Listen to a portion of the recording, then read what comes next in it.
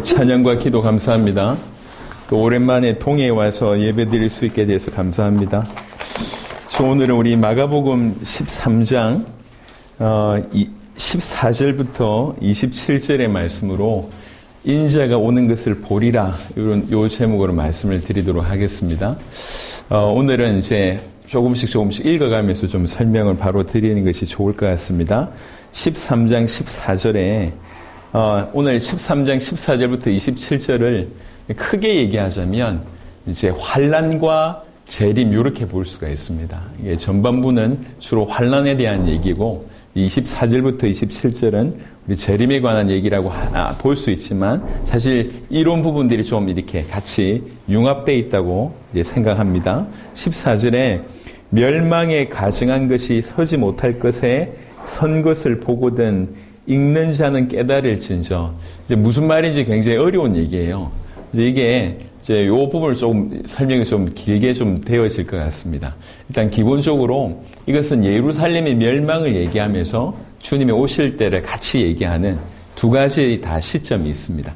멸망에 가증한 것이라고 얘기할 때 이것은 기본적으로 우리가 알고 있기로는 우상이라고 얘기할 수 있습니다. 그리고 멸망에 가증한 것이 서지 못할 곳에 선 것은, 서지 못할 곳은 어디를 얘기하냐면 우상이 절대로 서지 말아야 될 곳은 성전을 얘기합니다. 멸망에 가증한 것이 서지 못할 곳, 성전에 만약 서게 된다고 하면 이런 얘기예요. 이게 지금 예수님이 오셔서 얘기하셨잖아요. 예수님께서 이 말씀을 하시기 약 200년 전에 어떤 일이 있었습니다. 그러니까 BC 168년, 167년에 있었던 얘기인데요. 예수님이 얘기하기 전에 200년 전에 한 사건이 있었고요. 그 한 사건에 대해서 이미 이스라엘 백성들이 알고 있어요. 그러니까 멸망에 가증한 것이 서지 못할 것에 서거든이라고 얘기할 때 이미 이런 일들이 과거에 있었기 때문에 이스라엘 백성들은 다 이해하고 있습니다. 이게 무슨 말이냐면 구약과 신약의 중간, 신구약 중간사라고 하는 그 400년 동안에 이스라엘 백성들이 어떻게 되냐면, 이제 처음에 북이스라엘이 아수르에 망하고요. 그 다음에 이제 남유다가 바벨론에 망하게 됩니다. 이 바벨론이 나중에는 바사와 페르시아에 망하게 되고요. 그리고 나서 헬라에 사로잡히게 되고, 그리고 나서 로마에 사로잡히게 되는데, 그 유명한 알렉산더 대왕이 등장합니다. 알렉산더 대왕이 등장하는데, 그래서 아주 엄청난 어떤 이렇게 세계 확장이 일어나요. 그런데 이 사람이 굉장히 이런 나이에 죽게 됩니다. 이런 나이에 죽게 되자마자 그 밑에 따르던 신하, 4명의 신하로 나라가 쪼개지게 됩니다. 그 중에 하나가 프톨레마이오스라고 하는 이제 왕조가 있고요. 또 하나가 셀류쿠스라고 하는 왕조가 있는데, 이 프톨레마이오스라고 하는 이 왕조가 이스라엘을 장악하게 되는 거예요. 이렇게. 그때 당시는 프톨레마이오스는 예술을 좀 좋아했던 것 같고요. 그나마 유대인들한테는 조금 이렇게 이제 아주 강하게 하지 않고 약간 좀 완화했던 것 같아요. 그래서 프톨레마이오스 산하에서는 꽤 괜찮게 살았던 것 같습니다. 근데 나중에 어떤 일이 벌어지냐면 이 프톨레마이오스와 셀류큐스가 전쟁을 하게 됩니다. 결국 패하게 되죠. 프톨레마이오스 왕조가. 셀류큐스 왕조가 이제 이렇게 이스라엘을 장악하는 일이 이제 벌어지게 돼요. 그때 셀류쿠스 왕조 중에 이제 왕들이 등장할 거 아닙니까? 그 중에 안티오쿠스 4세라고 하는 왕이 이제 등장하기 시작하는데, 이 왕은 굉장한 헬라 정책을 펼치게 돼요. 그러다 보니까 이제 이스라엘 안에 이 예루살렘의 성전에 있는 이제 하나님을 섬기는 것에 대해서 굉장히 못마땅하게 생각했어요. 그래서 나중에는 저지르지 못할 것을 저지르게 됩니다. 그 예루살렘 성전 안에 제우스 신전을 들여오게 돼요. 예. 제우스 신전을 들여오게 되고, 이스라엘 백성들한테는 먹어야 될 것, 말아야 될 것 있잖아요. 그 중에 먹지 말아야 될 대표적인 게 뭐냐면 돼지입니다, 돼지. 근데 돼지 피를 성벽에 발라버리는 거예요. 그리고 돼지로 제사 지내게 되는 것입니다. 그리고 이제 이렇게 이스라엘 백성들은 남자들이 태어나면 할례를 해야 되는데 할례를 금지시켜버려요. 그리고 안식일을 지키지 못하게 만들어버려요.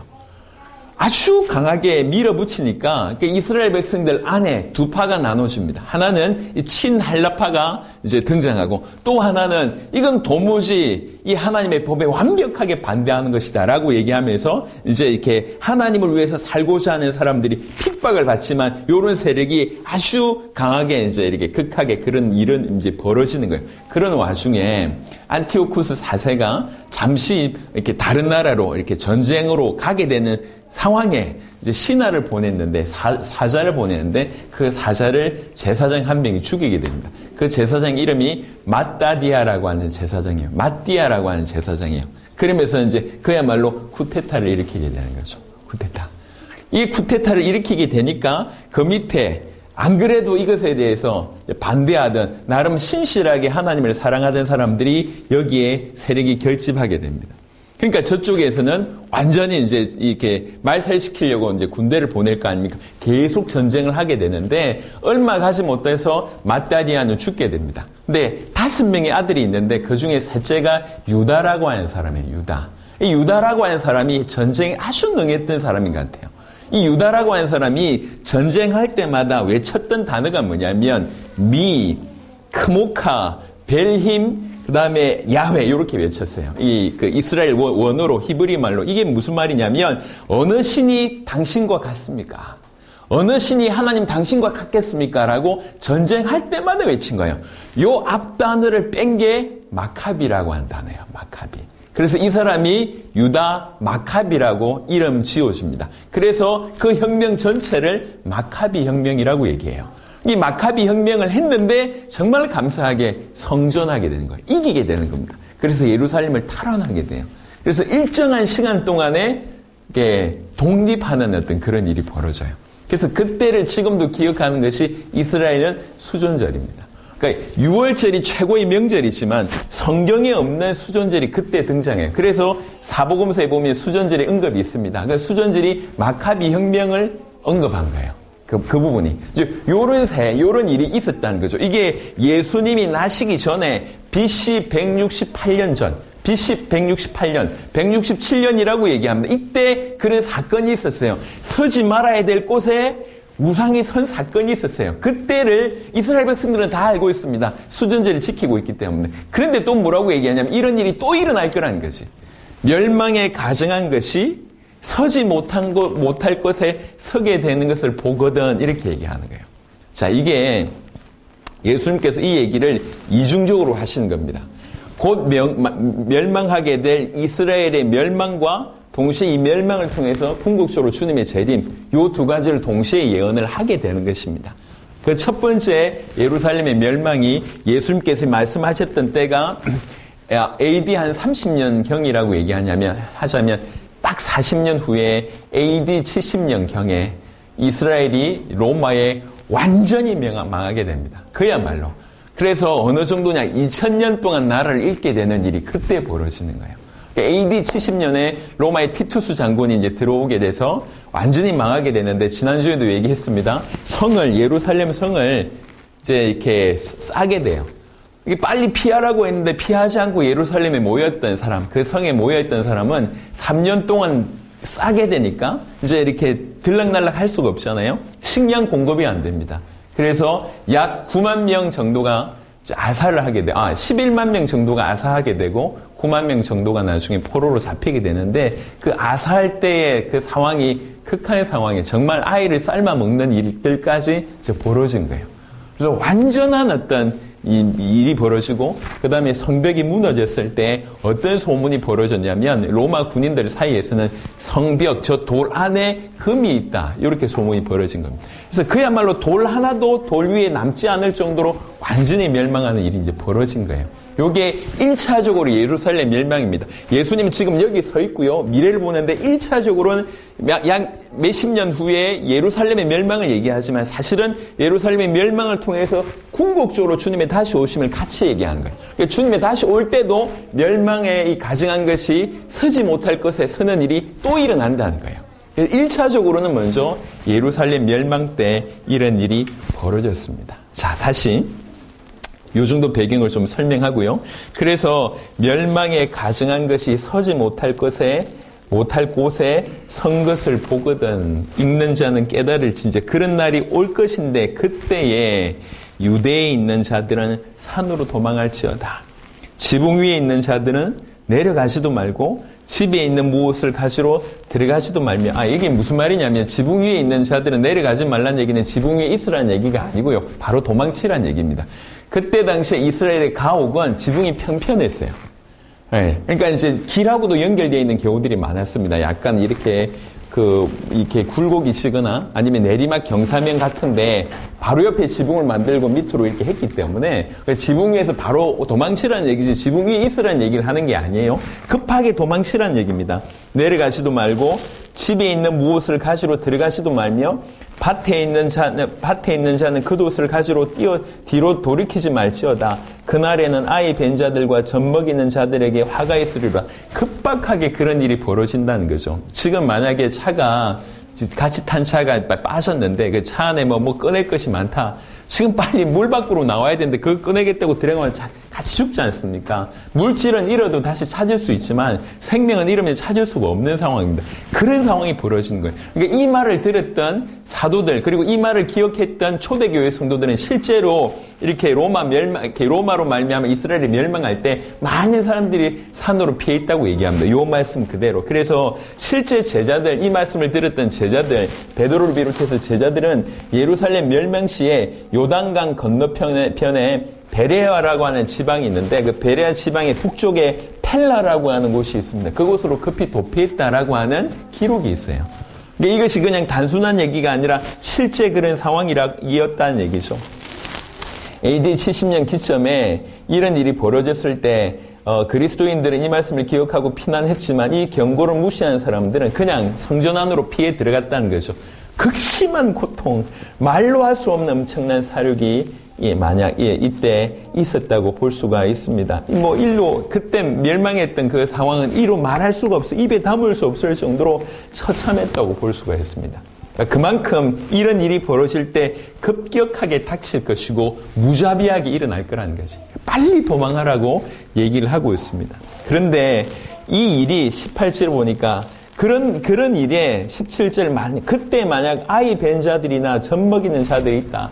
참 화가 임할 것이다. 어떻게 도망할 수가 없잖아요. 참 화입이 있을 것이다. 그리고 그 겨울이 일어나지 않도록 기도하라는 얘기는 겨울은 제일 부족한 게 뭐냐면 식량입니다. 그리고 여기서의 겨울은 우리하고 좀 다르게 사막이나 이런 데는 건기 우기가 있어요. 겨울은 주로 우기라고요. 우기는 뭐냐면 강의 수위가 높아져요. 강 너머로 가야 되는데 수위가 높아지기 때문에 도망갈 수가 없는 상황이 벌어집니다. 그러니까 예수님 지금 이 얘기하기를 굉장히 급박한 일이야, 이게. 굉장히 큰 일이야. 무시무시한 일이고 무자비한 일이야. 빨리 도망쳐야 되는데 만약 겨울이 된다고 하면 도망칠 때 먹을 것도 없지만 수위가 높아져서 못 도망치니까. 그러니까 그만큼 지금 예수님께서 몇십 년 후에 닥칠 이 예루살렘 이스라엘의 멸망을 사실은 알고 계시지 않습니까? 그래서 충고하고 계시고 이때와 마찬가지로 우리 주님 다시 오실 때 일어날 일이 이런 일이라는 것이죠. 주일날 은혜로운 말, 좋은 말만 했으면 좋겠는데 어떻게 보면 좀 무시무시한 얘기를 좀 하고 있지만 우리는 정확하게 성경 그대로를 알아야 되고 믿어야 됩니다. 자, 19절에 보니까 이는 그들의 환난의 날이 되겠습니다.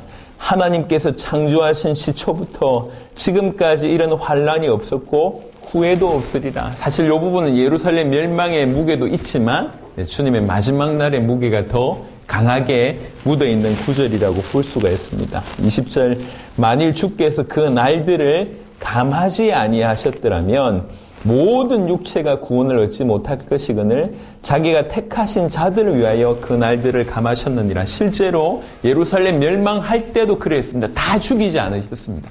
그리고 앞으로 이제 이 환란의 날이 왔을 때도 만약에 그 환란을 감하지 않으시면 우리 모두 육체가 견딜 수가 없어요.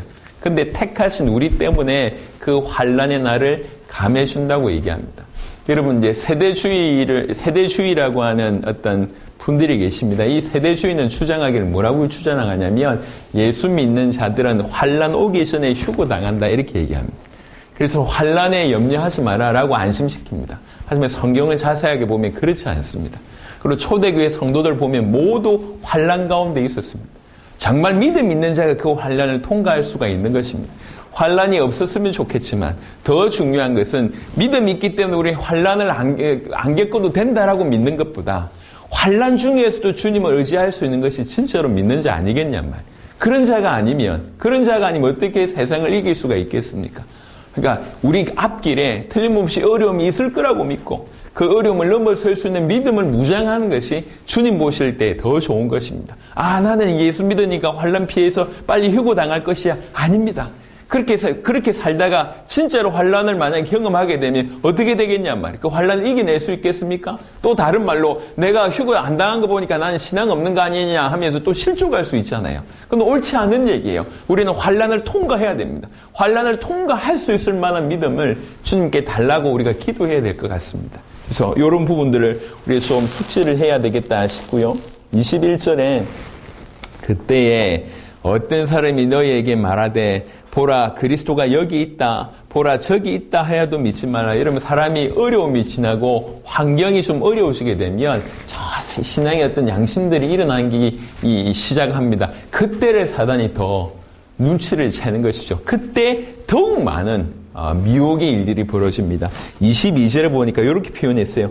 거짓 그리스도들과 거짓 선지자들은 사실은 뭐 창세기 이후로 너무 많았지만 거짓 그리스도들이 일어날 거라고 얘기합니다. 오늘날 섞여 살면서요. 정말 수많은 그리스도들이 이 땅에 존재하고 있음을 보게 됩니다. 우리나라에만 그런 일이 벌어지지 않을까? 어머니 하나님을 섬기는 나라가 있을까요? 어떻게 말이 안 되는 이런 일이 벌어집니까? 근데 그 사람들이 보면 좋은 건물을 지어놨어요. 하나님의 이렇게 해가지고, 이렇게 다 좋은 건물을 지어놨어요. 모든 도시에 아주 좋은, 이렇게 건물들은 다 그 이단들이 가지고 있습니다. 그러면서 어머니 하나님을 숨긴대요. 제가 직접적으로 그 단체를 얘기하면 또 공격을 받을까봐 다 알고 있기 때문에 지금 얘기하고 있습니다. 말도 안 되는 얘기지 않습니까? 어떻게 저 2만 몇이기가 저분이 재림주라고 믿고 있냔 말이에요. 14만 4천이라고 하는 말도 안 되는 그 숫자에 다 속아가지고 인생 전체를 올인하고 있습니다. 정말 생명 걸면서 그러면서 이 기존에 있는 귀중한 교회들을 다 배교한 집단으로 몰고 있습니다. 이게 마지막 때에 더욱 이런 일들이 많이 벌어질 거예요. 거짓 그리스도들이 많이 일어날 것이고 거짓 선지자들이 많이 일어날 것입니다. 여러분 어떻게 보면 좀 사이비나 이단들은 표가 납니다. 지난주에도 얘기했지만 이단과 사이비가 아니더라도 보통의 정통 교회 안에 들어와 있는 올바르지 못한 신학이 굉장히 큰 폐해를 주고 있습니다. 이게 지금 오늘날 동성애를 옹호하는 그런 신학들도 나오고 있지 않습니까? 너무 말도 안 되는 일들이 계속 일어납니다. 마지막 때는 이런 일들이 일어날 거예요. 그런데 더 중요한 것은 그 거짓 그리스도들과 거짓 선지자들이 일어나서 이적과 기사를 행한다는 거예요. 이적과 기사를 행한다는 겁니다. 많은 사람들이 치유할 수 있는 일들이 그들 가운데 일어날 것이고 도무지 말도 안 되는 기적 같은 일들이 그들을 통해서 일어난다는 거죠. 그래서 올바른 어떤 믿음을 가지지 못한 사람들은 보면 그 기적과 이적을 보고 넘어갈 수밖에 없는 일들이 벌어집니다. 예수님이 이렇게 얘기할 정도는 그 이적과 기사가 시시하지 않다는 거예요.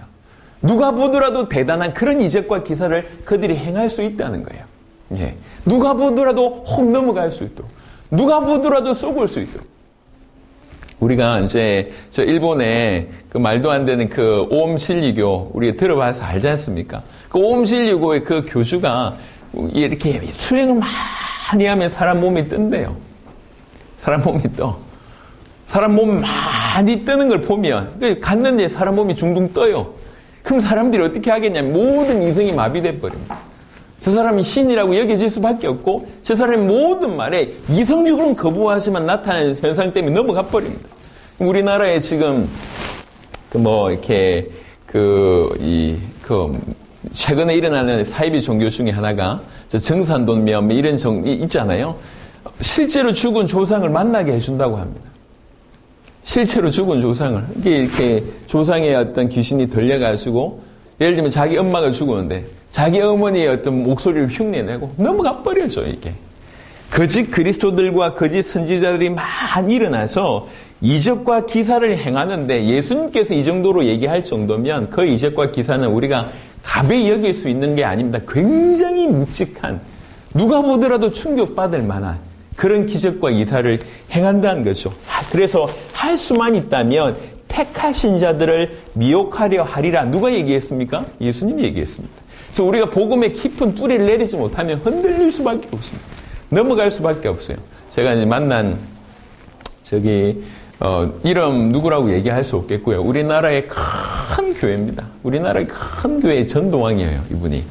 이분이 이제 복음을 받고 이제 교제하는 중에 이제 당신 교회에서는 이제 이분을 특별 관리한대요. 그 큰 교회인데 그 큰 교회에서 항상 전도왕을 받대요. 이분이 하신 얘기예요. 자기하고 전도왕을 항상 겨루던 사람이 있었대요. 책으로도 나왔어요. 우리나라에서 이제 항공 조종하면서 이렇게 전도 많이 하신 분이 계세요. 예, 그 뭐 책 제목 제가 얘기할 수 없겠고요. 그 대단한 전도왕이 이제 신천지로 넘어간 거예요. 그러니까 교회가 다 충격을 받은 거지. 매마다 적지 않은 사람들을 전도해왔던 그 전도왕이 저렇게 넘어가 버리니까요. 그럼 할 수만 있다면 이 택하신 자들을 미혹하려고 하는 일들이 굉장히 강할 것이라고 얘기합니다. 마지막 때에 일어날 가장 강력한 일들 중에 하나가 바로 이것입니다.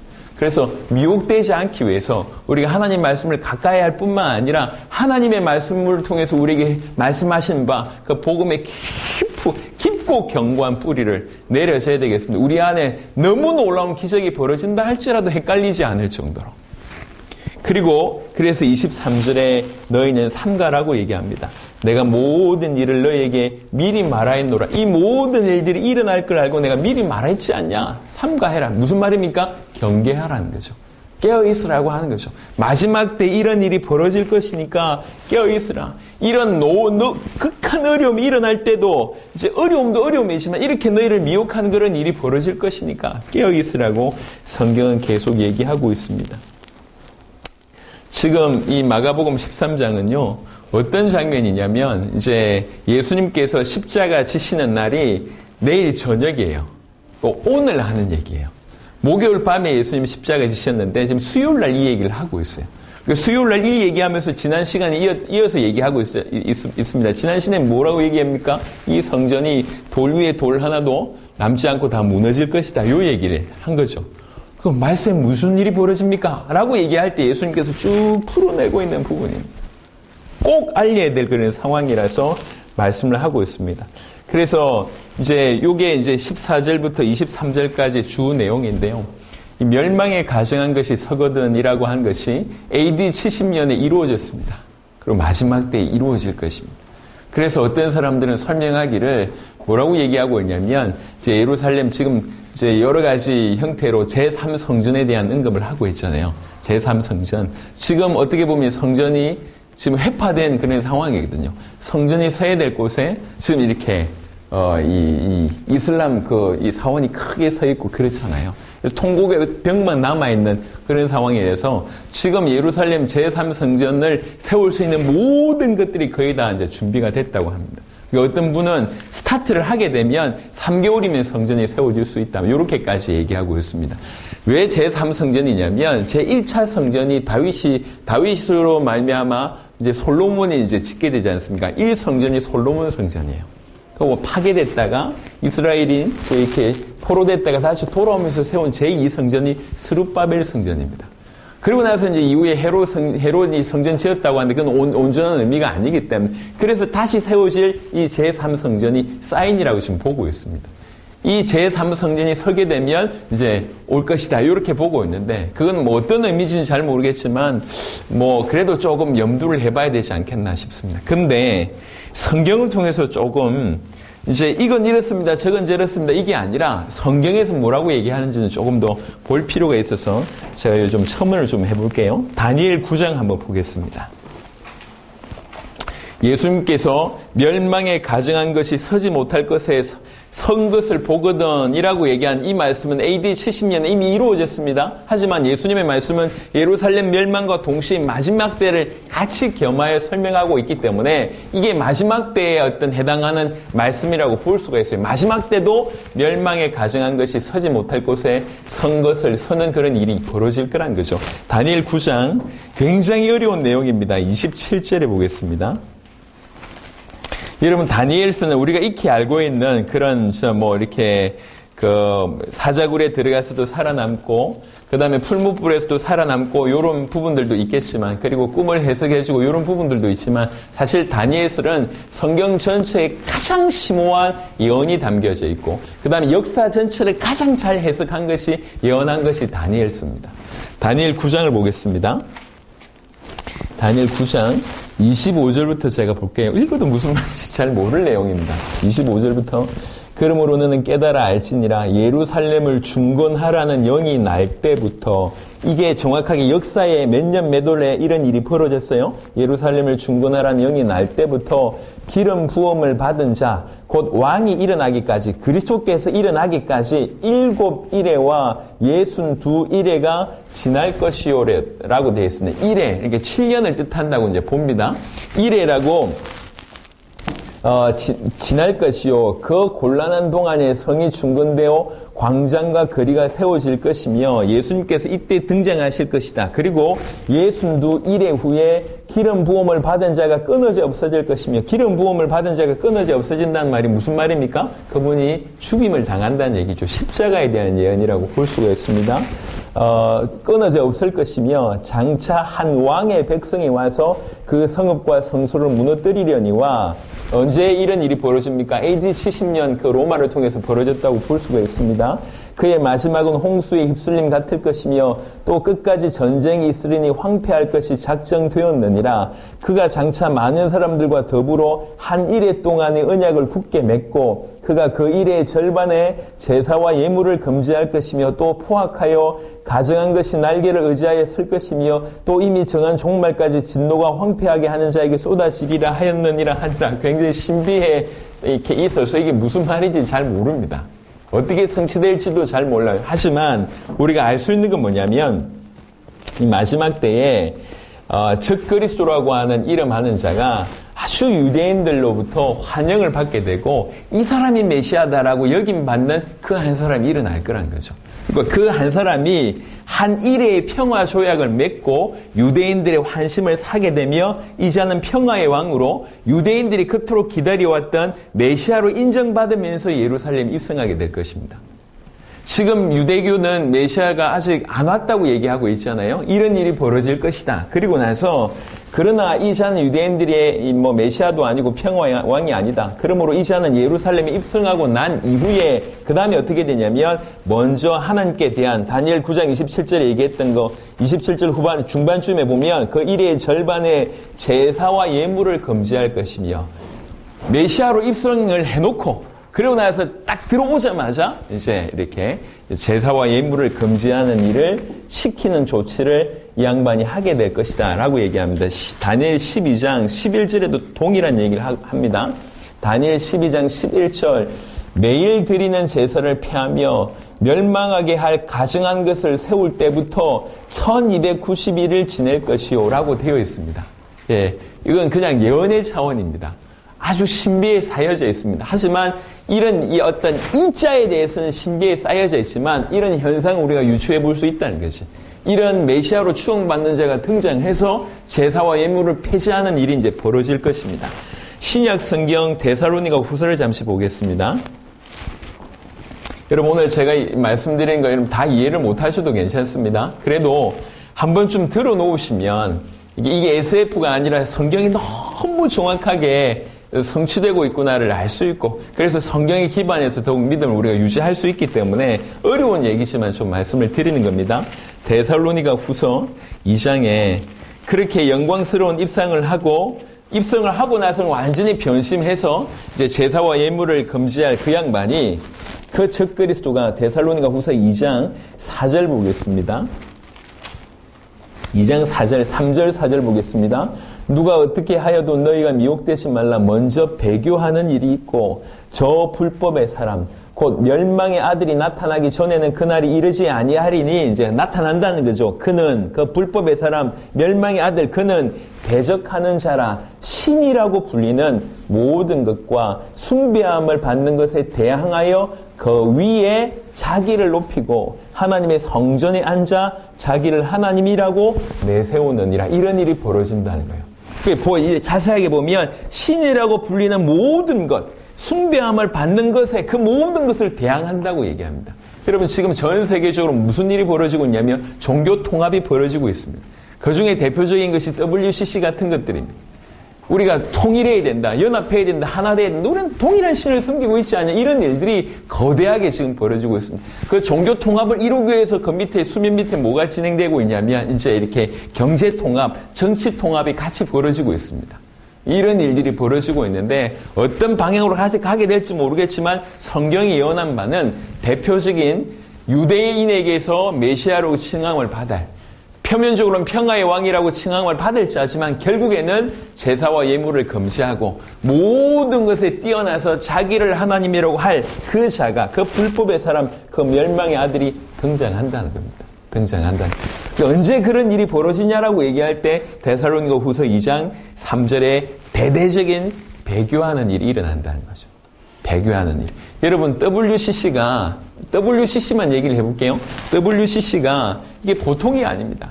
저 기독교 이 목사님, 그 다음에 천주교 신부, 그 다음에 불교 이제 이렇게 그리고 나서 저 미신 섬기는 무당들 연합해가지고 하나 되자고 좀 손들고 있습니다. 예. 여기에 우리나라에 정말 말도 안 되는 대표적인 한두 사람이 아니라, 한두 교회가 아니라 교단들이 들어가고 있습니다. 그래도 우리나라의 대표적인 교단이라고 할 수 있는 교단들이 대거 여기에 들어가고 있습니다. 마지막 때에 엄청난 배교가 일어날 것입니다. 지금도 그런 일이 벌어지고 있습니다. 여하튼 그래서 마지막 날에 있을 증거 중에 하나가 뭐냐면 멸망에 가정한 것이 서지 못할 것에 서게 됩니다. 그러면서 자기를 하나님이라고 하는 일이 벌어진다는 거죠. 그 앞에 수많은 배교가 일어난다는 거예요. 이런 일이 마지막 때에 있을 것이다, 이렇게 봅니다. 그래서 제가 이 멸망에 가정한 것이 서지 못할 것에 서거든이라고 하는 것을 두 입장으로 얘기했습니다. 하나는 이스라엘 멸망으로 얘기했고, 두 번째는 마지막 주님 재림하실 때의 현상 중에 하나로 제가 설명했습니다. 그런데 또 하나는 영적인 의미도 있다는 거예요. 이게 무슨 말이냐면 서야 될 자리에 서지 않는 거죠. 아니, 서지 말아야 될 자리에 다른 게 서 있는 거죠. 다른 말로 얘기하면 하나님께 영광을 돌려야 될 바로 그 자리에 다른 것이 서 있다는 거죠. 이게 우리 마음속에도 그런 일이 벌어져 있습니다. 우리 마음속에도 하나님이 자리해야 될 자리에, 우상이 자리에 있지 않습니까? 물질이 자리에 있지 않습니까? 우리 안에서도 이런 일이 벌어질 수 있다는 거죠. 마지막 때에. 그래서 이런 부분에 정말 깨어 있어야 되겠다, 경성해야 되겠다고 생각을 합니다. 우리 주님이 말씀하시기를 삼가라고 얘기했습니다. 조심하라는 거죠. 경계하라는 거죠. 그래서 예루살렘에 멸망할 때 그 일이 있었고 주님 다시 오실 때도 그런 일이 있지만 실제로 상징적으로 영적으로도 우리 안에도 그런 일이 벌어지고 있다는 거예요. 그래서 하나님이 있어야 될 자리에 하나님을 세우는 일이, 그 자리를 절대로 빼앗는 일이 없도록 우리는 깨어 있어야 되겠다. 이런 어떤 영적인 메시지를 조금 첨가해서 말씀드립니다. 자, 그리고 24절부터 27절은 그때에 그 환난 후에, 이제 그때에 이런 모든 일들이 지난 그 환난, 그런 환난 후에 무슨 일이 벌어지냐면 해가 어두워지며 달이 빛을 내지 아니하며 별들이 하늘에서 떨어지며 하늘에 있는 권능들이 흔들리리라, 이렇게 얘기합니다. 어떤 분들은 이걸 가지고 그냥 상징이라고 표현합니다. 보통 좀 높은 사람들을 별들, 그 다음에 이제 해, 달 이렇게 표현하니까 전 세계 이제 예수님이 오시고 나서 이후에 예수님께서 예언하신 이후에 수많은 민족들이 다 사라지고 그 수많은 왕들이 다 없어졌잖아요. 그런 걸 보고 해가 떨어졌고 달이 떨어졌고 별이 떨어졌다고 상징으로 해석하는데 이건 상징이 아닙니다. 상징일 수 있지만 이건 사실입니다. 사실은 구약 성경 여러 군데에서 이런 일이 있을 것임이, 마지막 때 이런 일이 있을 것임이 예언되어 있습니다. 몇 구절만 보겠습니다. 이사야 13장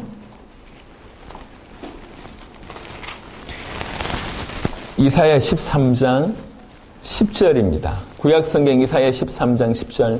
하늘의 별들과 별무리가 그 빛을 내지 아니하며 해가 돋아도 어두우며 달이 그 빛을 비추지 아니할 것이리로다, 이렇게 되어 있습니다. 해가 빛을 잃고, 해가 빛을 잃으면 당연히 달도 그 빛을 잃게 되는 것이죠. 그런 일이 벌어질 것이다. 이사야 34장 34절 34장 4절 보겠습니다. 이사야 34장 4절입니다. 하늘의 만상이 사라지고 하늘들이 두루마리같이 말리되 그 만상의 쇠잔함이 포도나무 잎이 마름 같고 무화과나무 잎이 마름 같으리라고 되어 있습니다. 이런 구절이 성경에 굉장히 많습니다.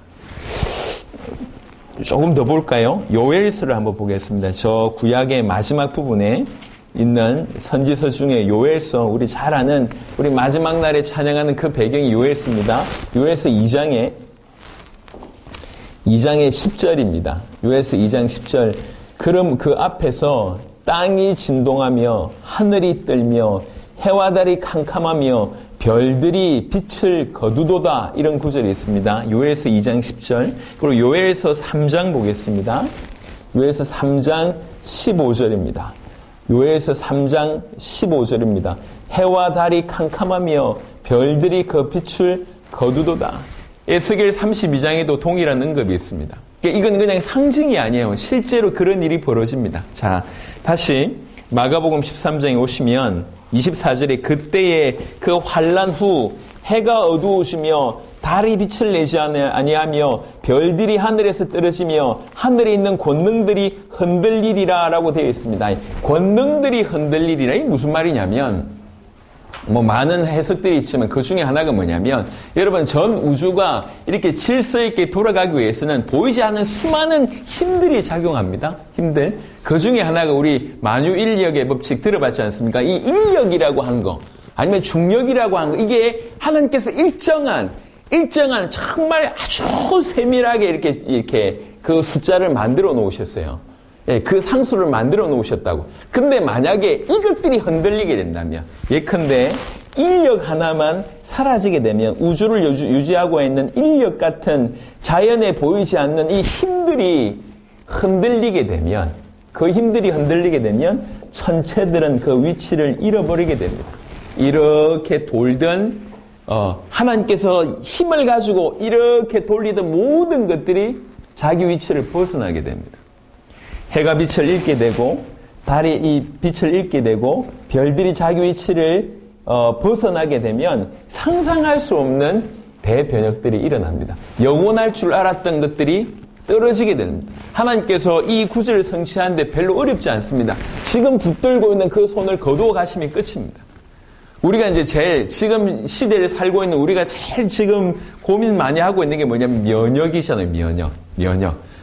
우리를 내 스스로를 지킬 수 있는 힘이 우리 안에 있잖아요. 이 세포들이 더러운 병균들이 왔을 때 싸울 수 있는 힘이 우리 안에 있는데 많은 사람들이 나이가 좀 들거나 운동을 안 하면 면역력이 약해지지 않습니까? 내 스스로 지킬 수 있는 힘이 약해지지 않습니까? 이 모든 것들 하나님 붙들고 있습니다. 하나님이 그걸 거두어 가버리시면 끝이죠. 전 우주가 이렇게 도무지 영원할 것 같은데 저게 없어질 수 있을까? 그럴 수 있습니다. 하나님이 그 힘을 거두어 가버리시면 그 순간 끝입니다. 전체 성경 뭐라고 얘기하냐면 별들이 하늘에서 떨어지며 하늘에 있는 그 권능들이 흔들리리라. 그때에 인자가 구름을 타고 큰 권능과 영광으로 오는 것을 사람들이 보리라 되어 있습니다. 틀림없이 오시는데 본다고 얘기하고 있습니다. 여러분 성경에 이게 이 예언이라고 하는 것이 얼마나 심오한지를 제가 좀 약간 다른 각도로 얘기를 좀 해볼게요.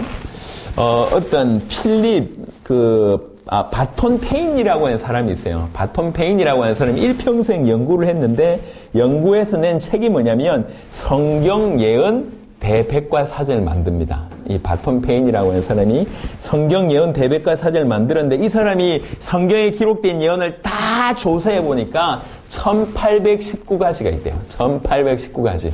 구약에 1239가지, 신약에 578가지가 있대요. 그게 8352구절에 담겨져 있습니다. 이 예언의 숫자가 1819가지. 이 예언의 숫자가 구약의 모든 예언들이 거의 성취된 거예요. 그러니까 이 예언들이 성취된다는 것은 이루 말할 수가 없습니다. 여러분, 지금 세계적인 심령술사들이 있잖아요. 대표적인 심령술사 혹시 기억나십니까? 전 세계적으로 이름 떨치는 그 대표적인 인물 중에 하나가 노스트라다무스 이런 사람들이잖아요.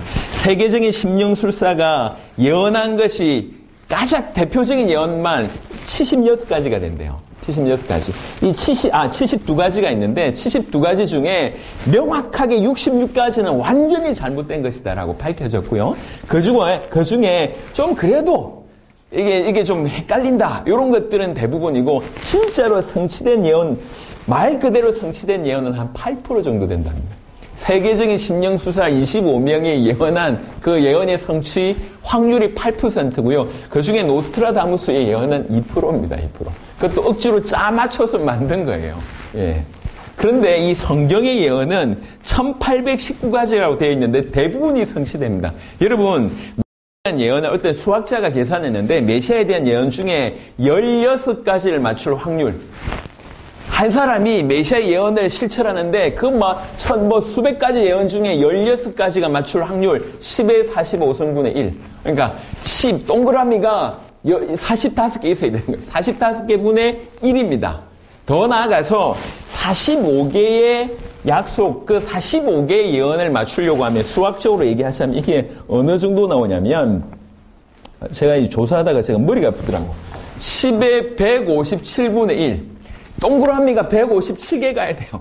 10의 157분의 1. 그게 45개 정도가 예언이 맞출 확률입니다. 1819가지 예언하셨습니다. 그리고 예수님으로 말미암아 그 예언이 다 성취되었습니다. 하나 남았습니다. 주님의 다시 오신다고 하는 예언.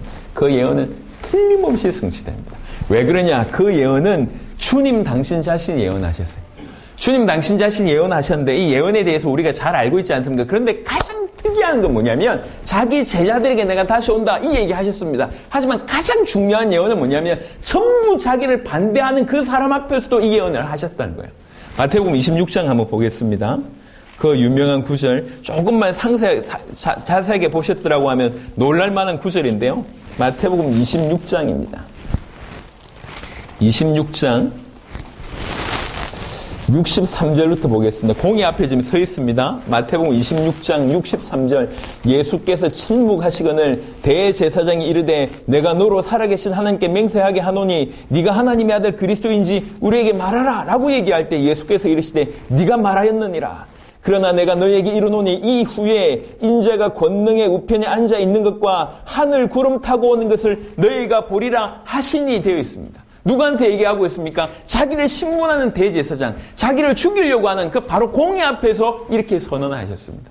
예수님은 다시 오신다고 선언하셨고 그것도 공의 앞에서 선언하셨습니다. 제자들 앞에서 얘기하신 것은 이루 말할 수가 없고 천사들 또한 성천하실 때 사도행전 1장 12절 야 왜 뭐 쳐다보고 있어? 올라가신 그대로 올 것이다 라고 천사까지 직접 증언하셨습니다. 그리고 사도들이 성령의 감동을 받아 성경 전체 사복음서 서신서 전체에 예수님의 재림에 대해서 언급하고 있습니다. 여러분 구약에서 주님 오신다고 하신 주님의 초림을 예언했던 그 구약 성경의 밀도보다 신약에서 주님 다시 오신다고 하는 밀도가 훨씬 높습니다.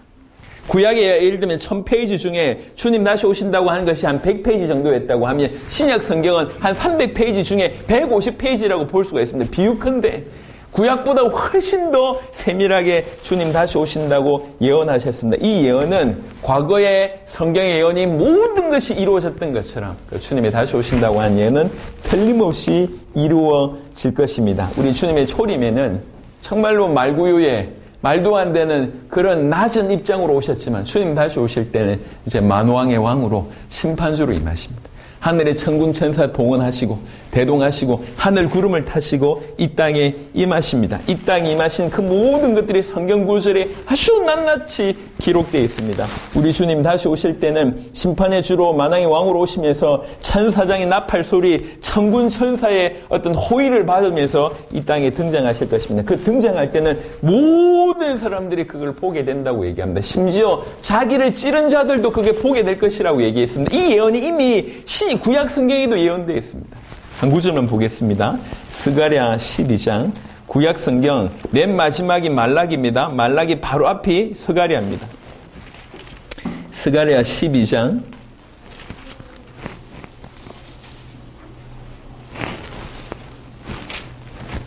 스가랴 12장 10절입니다. 스가랴 12장 10절 내가 다윗의 집과 예루살렘 주민에게 은총과 간구하는 심령을 부어주리니 그들이 그 찌른 바 그를 바라보고 그를 위하여 애통하기를 독자를 위하여 애통하듯 하며 그를 위하여 통곡하기를 장자를 위하여 통곡하듯 하리로다. 틀림없이 이런 때가 옵니다. 모든 사람이 그 주님의 다시 임함을 보게 될 것입니다. 그리고 특별히 그걸 통해 가지고 그때는 심판이 이루어지는 때입니다. 정말로 충성되이 주님을 섬겼다는 자에게는 말할 수 없는 은혜를 주시고 그리고 그렇지 못한 자에게는 영원한 지옥의 형벌을 내릴 수밖에 없습니다. 주님을 위해서 충성된 헌신을 했던 자들의 그 눈에서 우리 주님은 눈물을 닦아주실 것이고 헌신된 성도들에게 상급을 주실 것이라고 얘기합니다. 내가 너 행한 대로 갚으리라. 우리 계시록 22장 잠시 보겠습니다. 요한계시록 22장입니다. 우리에 대한 얘기입니다. 요한계시록 22장. 이 땅에 많은 것을 포기하고 주님의 다시 오심을 바라보며 사는 우리에게 계시록 22장에는 이렇게 말씀하고 있습니다. 12절 보겠습니다. 계시록 22장 12절. 보라 내가 속히 오리니. 속히 와서요. 내가 줄 상이 내게 있어. 각 사람에게 그가 행한 대로 갚아주리라. 상으로 갚아주리라. 요한계시록 22장 12절에 우리 주님 오셔서 당신에게 속한 모든 자들을, 오늘 마가복음에도 얘기했지만 모든 자들을 사방에서 모으신다고 얘기합니다.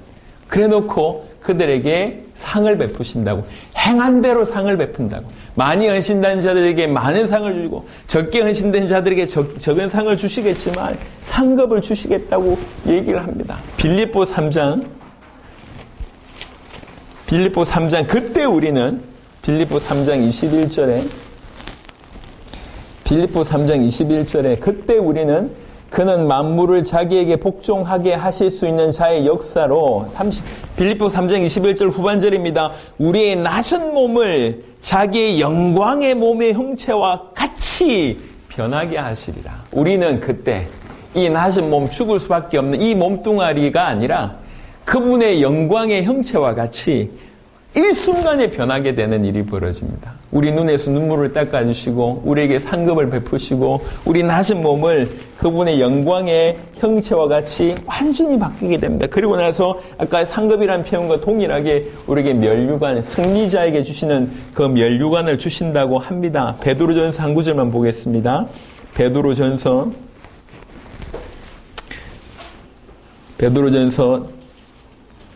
5장을 보겠습니다. 베드로전서 5장 4절입니다. 베드로전서 5장 4절. 그리하면 목자장, 우리 주님을 얘기합니다. 우리 주님이 나타나실 때 시들지 아니하는 영광의 관을 얻으리라 되어 있습니다. 이게 우리가 받을 이 상입니다. 예. 참으로 놀랍죠.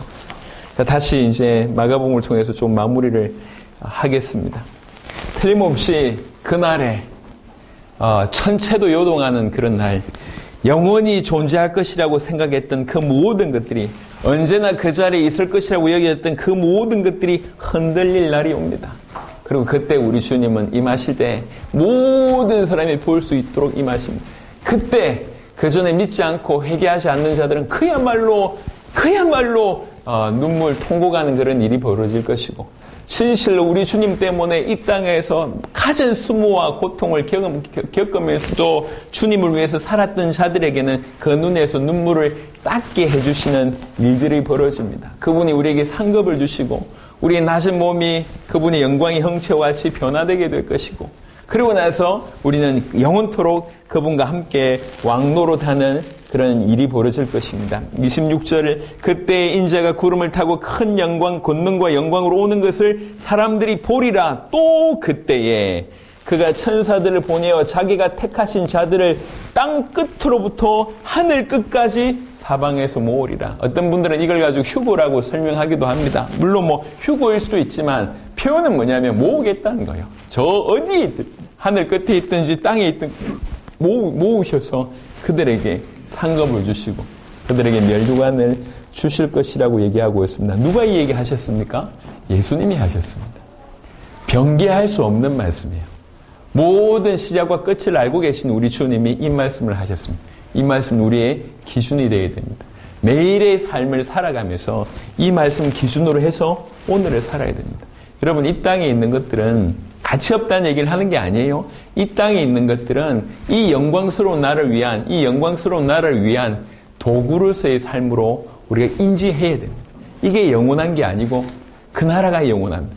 그래서 그 나라를 위해서 오늘을 살 수 있다. 이것이 구원받은 자에게 주시는 특별한 은혜입니다. 죄송하지만 믿지 않는 자들, 영적인 눈 열리지 않는 자들은 도무지 이 말을 알 수가 없어요. 이 땅이 전부입니다. 이 땅이 전부예요.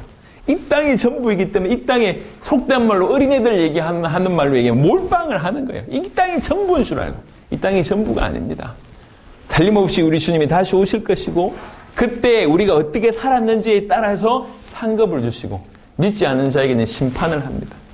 미혹하게 하는 일들이 수많은 일들이 벌어지겠지만 우리 주님께서는 마지막 때 이렇게 모든 사람들이 보게끔 이 땅에 임하신다고 얘기합니다. 우리는 그날을 무서워하는 날이 아니라 정말 소망하는 날로 기대하는 날로 살아야 되겠습니다. 그래서 우리 마음에 인자가 오는 것을 보리라. 사실 우리가 꿈꿨으면 좋겠습니다. 빨리 그 전에 먼저 우리가 이제 복음을 전하다가 뭐 순교를 하거나 아니면 먼저 하나님께 불려가는 것도 참 영광스러운 일이겠습니다. 일평생 주의 복음 전하다가 이렇게 제가 이제 지난 주간에 만났던 선교사님께서 그 얘기 하시더라고요. 아버님이 목회자였는데 자기 그렇게 방황했대요. 40세까지 이리저리 피해 다니면서 방황했대요. 근데 아버님이 금요철에 설교하시고 그대로 돌아가셨대요. 금요철에 설교하시고 그 자리에서 누워가지고 그대로 돌아가시면서 남긴 말이 예수님 잘 믿어라. 이렇게 돌아가시고. 이 말이 이제 이 방황하던 이분한테 들어간 거예요. 그럼 항상 주님을 위해서 살아야 되겠다고 하는데도 이 체질이 쉽게 안 바뀌어요. 그러다가 나이 40에 이제 이렇게 주손 들고 신학을 하는데 제가 볼 때 누구보다도 신실하고 참 낮은 곳에서 귀중하게 사역을 하시더라고요. 참 제가 대화하면서 감동이 되더라고요. 여러분, 우리가 이렇게 살다가 주님 앞에 가는 것 그 또한 영광입니다. 하지만 진짜로 영광은 뭐냐면 이 땅에 주님 오실 길을 위해서 최선을 다하고 할 수 있는 모든 것을 하다가 우리 두 눈으로 주님 다시 오시는 것을 보는 것, 그만큼 영광이 없지 않겠나 싶습니다. 왜 그러냐면 육신의 눈으로 그분을 보는 것도 귀한 것이지만 태스크를 마친 거죠. 그 마지막 과업을 우리가 마친 그런 역할을 하는 게 아닙니까? 우리는 그것을 좀 소망했으면 좋겠습니다. 주님의 맡기신 일을 내가 마지막 주자로 끝내겠다. 우리 피니셔라고 이름 지은 게 있으면 우리 너무 우리 신앙의 고백 아닙니까? 마지막 주자로 우리가 감당하겠다는 거죠. 할 수만 있다면. 역사 이래로 가장 귀한 일들을 감당하는 사람이 되는 거 아닙니까? 우리가 그랬으면 좋겠습니다. 인자가 오는 것을 보리라. 정말 보고 싶습니다. 라고 하는 신앙으로 살았으면 좋겠습니다. 여러분, 이건 예수님이 하신 말씀이에요. 그냥 하나님은 사랑이시니까 당신 하는 거 다 이해해 줄 거야. 이건 복음 아닙니다. 하나님은 사랑하시니까 당신이 기도하면 어떻게 용서해 주실 거야. 이 정도가 아니에요. 하나님이 살아계시니까 네 하는 미래에 응답해 주실 거야. 이 정도가 복음이 아닙니다. 그 정도 낮은 수준이 아닙니다. 당신은 당신의 목숨으로 우리를 살리셨어요. 당신이 하나님의 아들 그리스도이심을 우리에게 드러내셨어요. 그 말은 우리 모든 인생 문제를 끝내시고 우리와 함께 계시다는 것입니다. 그 말은 우리 인생이 그냥 이 땅에 있는 것으로 살다가 마무리될 인생이 아니라 당신의 나라를 위해서 너무 귀한 존재로 귀하게 쓰임받을 수 있다고 하는 특별한 은혜가 우리에게 주어졌다는 것입니다.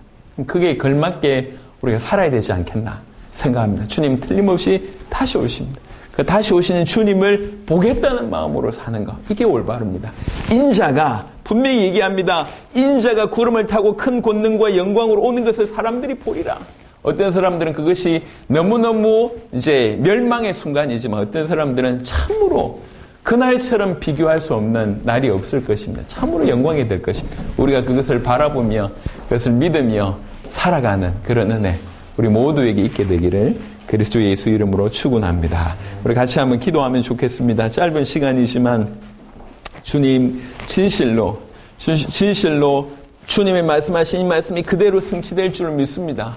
이 말씀 그대로를 믿게 하여 주옵시며 이 말씀 그대로를 준비하는 인생이 될 수 있도록 하나님 역사하옵소서. 마침내 주님이 이 땅에 오신 것을 모든 사람이 보게 될 때 우리도 그 자리에 있게 하시고 주님 오실 수 있는 길을 끝까지 준비하다가 우리 주님 오실 때 우리 주님을 우리 눈으로 보고 우리 눈에 눈물을 닦아주시며 우리에게 상급을 주시고 우리에게 면류관을 주시며 우리에게 영원한 하나님 나라를 베푸시고 우리 낮은 몸이 그분의 몸에 영광의 몸의 형체로 변화되는 그 놀라운 일들이 실제로 우리 가운데 있기를 그것을 소망하며 살아갈 수 있도록 하나님 역사해 주옵소서. 그런 가치 있는 인생 살 수 있도록 우리 모든 성도들, 복음 가득한 교회, 또 이 복음을 받은 모든 자들에게 그런 은혜 있도록 하나님 역사하여 주옵소서. 우리 짧지만 우리 간절하게 한번 기도하도록 하겠습니다. 살아계신 주님 감사를 드립니다.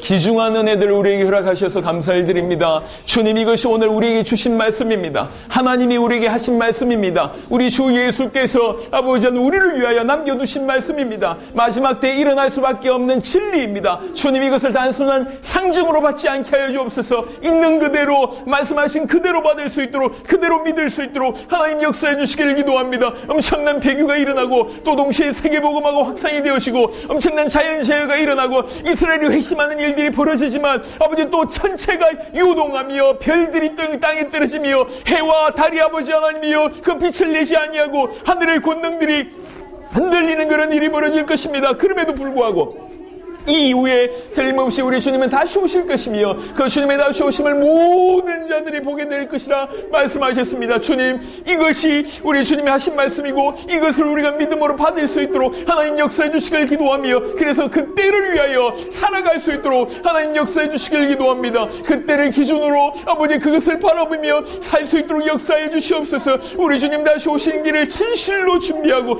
그걸 위해서 우리 인생 전체를 드리며 수많은 수모와 수많은 어려움 조롱과 멸시와 말도 할 수 없는 엄청난 어려움을 당한다 할지라도 그날을 바라보며 믿음으로 걸어갈 수 있도록 하나님 역사해 주시길 기도합니다. 그래서 그 마지막 날에 우리 주님께 영광을 받으며 아버지 하나님의 면류관을 입으며 상급을 얻으며 우리 낮은 몸이 그분의 영광의 몸의 형체와 같이 변화되어지고 영원한 하나님의 나라에서 왕노로 달 수 있는 그런 참된 은혜를 우리에게 부어주실 줄 믿고 그것을 바라보며 살아갈 수 있도록 하나님 역사해 주시기를 기도합니다. 그 믿음을 가진 자들이 되게 하옵소서. 그 중심으로 살아가게 해주시길 기도합니다. 이 땅이 전부가 아님을 알게 하여 주시옵소서. 우리가 열심을 다하여 달려왔지만 진짜로 우리가 무엇을 믿는지 확인해 볼 수 있도록 주님 역사해 주시기를 주여 간절히 원합니다. 우리 귀중한 성도들과 아버지 복음 가득한 교회 모든 성도들에게 크신 은혜 있도록 하나님 역사하여 주시옵소서. 하나님 감사합니다. 우리 주님이 이 복음서를 통해서 우리에게 분명하게 말씀하신 이 말씀을 그냥 지식으로나 아니면 정보로나 아니면 그냥 지나가는 간단한 얘기로 듣지 않게 하시고 또 상징으로 이해하지 않게 하시고 있는 그대로 말씀하신 그대로를 믿을 수 있도록 하나님 역사하여 주옵소서. 마지막 때 예언하신 그대로 지금까지 그 수많은 예언을 성취하셨던 것처럼 이 예언 동안 틀림없이 이루실 줄 믿습니다. 하오니 우리만이라도 있는 그대로 받아들일 수 있도록 하나님 역사하여 주시옵소서. 우리의 눈으로 영광스러운 주님의 재림을 목도할 수 있는 은혜를 주시옵소서. 주님이 맡기신 사명을 완벽하게 끝내놓고 주님의 영광스러운 재림에 아버지 하나님이 우리가 주님께 영광을 돌려드리며 하늘의 상급을 드디어 덧입고 하늘의 면류관을 덧입고 아버지 하나님이 정말로 우리 낮은 몸이 그분의 영광의 몸의 형체와 같이 변화되고 하나님 나라의 진실로 왕노릇하는 그런 자로 그 놀라운 영광을 덧입을 것을 기대하며 하루하루를 살아갈 수 있도록 역사하여 주옵소서. 이 땅이 우리의 고향이 아니라 우리의 고향이 영원한 고향이 있다는 것을 인지하고 이 땅이 전부가 아니라 우리의 전부가 바로 그곳임을 인지하고 그것을 바라보며 그곳을 향하여 매일매일 살아갈 수 있도록 은혜를 베풀어 주옵소서. 이 귀중한 일에 우리 성도들 특별히 복음 가득한 교회를 주님이 다 사용하여 주옵시며 이 복음을 가지고 우리 세대 세계복음을 감당하는 모든 자들에게 동일한 은혜를 주여 부어 주시옵소서. 감사를 드리옵고 우리 주 예수 그리스도의 이름으로 기도드렸습니다. 아멘. 감사합니다.